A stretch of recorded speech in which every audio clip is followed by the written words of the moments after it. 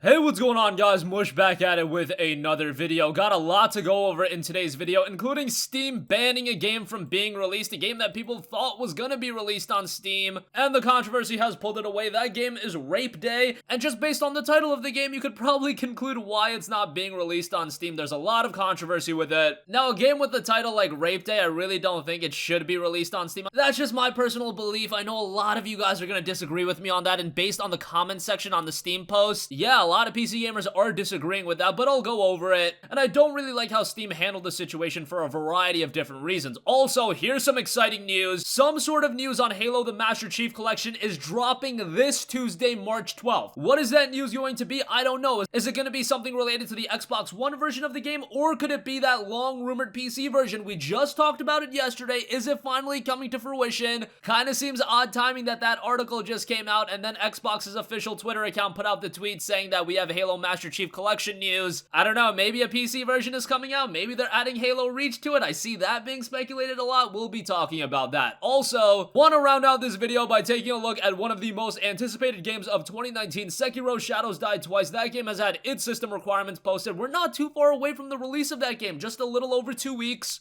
So a great time to get started on talking about that. So first of all, let's talk about Rape Day. The game's been banned from being released on Steam. There's been a lot of controversy with the game, and I think a lot of you guys can understand why. Rape Day is a game where you can rape and murder during a zombie apocalypse. That's a description of the game. During previews of the game, a change.org petition was created to get the game pulled, saying, quote, "We need to let reviewers know that a game centering on raping and killing women is unacceptable and cannot hit the market." That received 8,000 signatures. Following that backlash, here's what Steam put out yesterday. Quote, "Over the past few weeks, you may have heard about a game called Rape Day coming soon to Steam. Today, we've decided not to distribute this game on Steam. Given our previous communication around who gets to be on this Steam store, we think this decision warrants further explanation. Much of our policy around what we distribute is and must be reactionary. We simply have to wait and see what comes to us via Steam Direct. We then have to make a judgment call about any risk that it puts to Valve, our development partners, or our customers. After significant fact-finding and discussion, we think Rape Day poses unknown costs and risks and therefore won't be on Steam. We respect developers' desire to express themselves, and the purpose of Steam is to help developers find an audience, but this developer has chosen content matter and a way of representing it that makes it very difficult for us to help them do that." Now, I feel like the explanation is pretty solid from Steam. However, I think this should be something that, while it even does say in the explanation that it is reactionary, I don't think Steam games should be pulled based on reaction. That's not fair to the developer. If Steam guaranteed the developer, hey, this game is going to be coming out on Steam,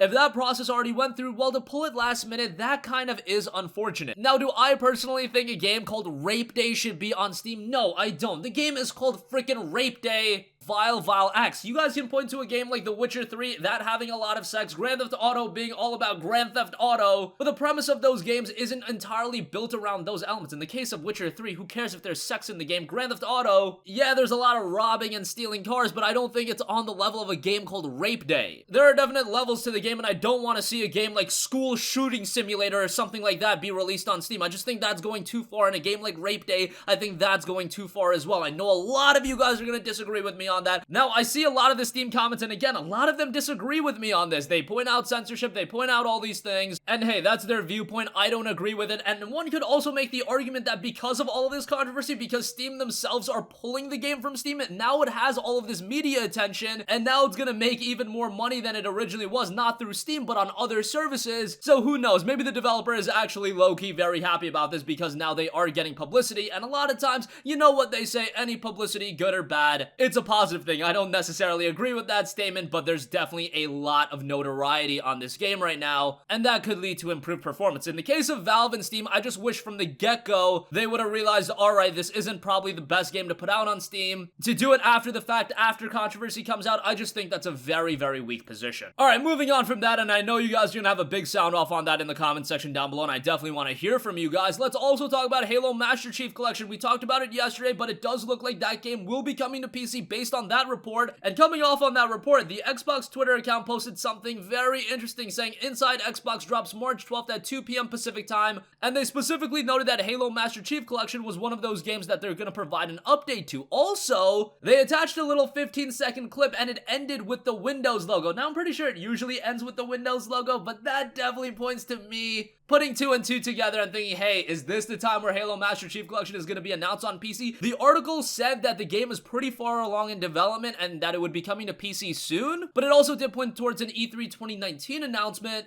Now, that E3 2019 window was just speculation, so bear that in mind. They could announce it right here, it could come out around E3 time, and then we could be good to go. What I would also love to see is Halo Reach be added to the Master Chief Collection. That game also never came out on PC, and I know a lot of you guys are going to disagree with me on this one, but Halo Reach was actually my favorite Halo game ever. Yeah, I absolutely loved Halo Reach. I thought it had such a great single-player campaign. I thought the online was fun as hell, whatever the case may be. To get all 4 Halo games and Halo Reach, that's just me hoping. I just want Halo on PC sooner rather than later. We know that it is going to happen at some point with Halo Infinite, of course, but that game is going to be kind of a new start for Halo, and I do want to have those original Halo experiences from Halo 1, Halo 2, Halo 3, Halo 4 kind of started something new, and I would love to check out Halo Reach as well, so let's hope that announcement is coming as a part of Inside Xbox again. That's dropping on March 12th at 2 p.m. Pacific time. I'll keep you guys posted on that. And lastly, I do want to go over the Sekiro Shadows Die Twice system requirements. This is one of my most anticipated games of the year. Of course, it's coming from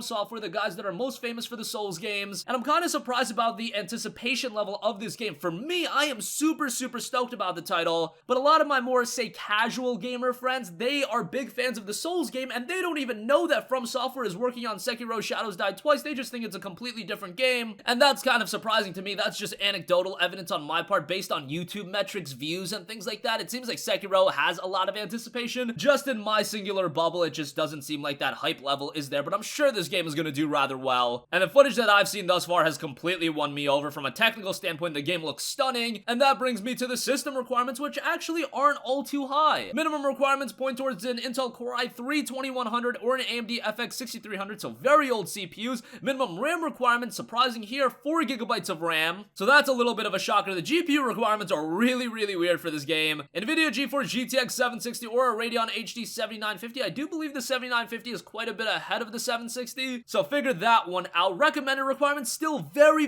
tame. We've got the Sandy Bridge i5 2500K there, so that CPU is still trucking along, and we have the AMD Ryzen 5 1400. Recommended RAM, of course, is 8 gigabytes, and then we have the GTX 970 and the Radeon RX 570 as recommended GPU requirements, so I believe those GPUs are about in line. 970 an older gen GPU, the RX 570 still being sold today. Wish they would modernize those requirements a little bit, but if you compare it, say, a 1060 versus a 570, the 1060 is actually a little bit better than the 570. So the GPU requirements, both on the minimum and recommended end of things, are a little out of whack, but it doesn't look like it's going to be too difficult of a game to run, so that's great. It is going to be a $59.99 release, of course, but in the case of Sekiro, man, I think this is one of those games that it's going to be worth $60. There are very few games every year that I say are worth $60. I would say that a game like Resident Evil 2 was worth $60, even though it was a relatively short game, and prior to that, I can't even remember the last game I thought was worth a full $60. Maybe Dragon Quest 11, and before that, I'm really scratching my head. Fall was kind of a dead period for PC gamers in terms of big budget games that I was really looking forward to, and even games like Shadow of the Tomb Raider, Assassin's Creed Odyssey, they hit the bargain bin rather quickly, so I can't say that those were worth $60, but Sekiro, definitely a game that I'll be dropping a full price for. We'll see if GMG's got a little bit of a discount or something. You can always finesse a little bit and get it a little bit cheaper than $60 even on launch day, but that's gonna conclude this video. Definitely sound off with your thoughts on Rape Day. What do you guys think? Are you completely against me? I know some of you guys are gonna be and are just gonna be on the premise of, hey, let the floodgates open, let everything be released on Steam. If you want to buy it, buy it. If you don't, don't. Some sort of Halo Master Chief Collection news is coming this Tuesday, March 12th. Could it be a PC announcement? I hope so, and I'll keep you guys posted. And Sekiro Shadows Die Twice, that's out March 22nd. We got the system requirements for that, and that should be an absolutely sick game. That's gonna conclude this video. If you guys have a request for a future video, you can leave that in the comment section down below. Thanks for watching, and I'll catch you guys in the next one. Peace out.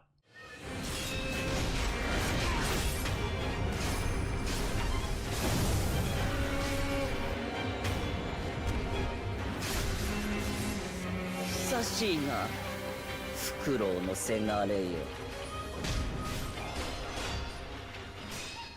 Hey, what's going on, guys? Mush here again. Hope you enjoyed the video. As you guys might know, YouTube's notification system is sometimes a little bit wonky, even if you're subscribed to the channel. Maybe you're not abundantly aware that I uploaded a video. To remedy that situation, make sure you hit the bell notification button. This way, whenever I upload a new video, and I try to upload as consistently as possible, you will be notified directly of the upload, and you can watch it as soon as it goes live. I would really appreciate it if you guys hit that button, so you can stay up to date with all of the content I'm posting. But as always, guys, thanks for watching, and I'll catch you guys in the next one. Peace out.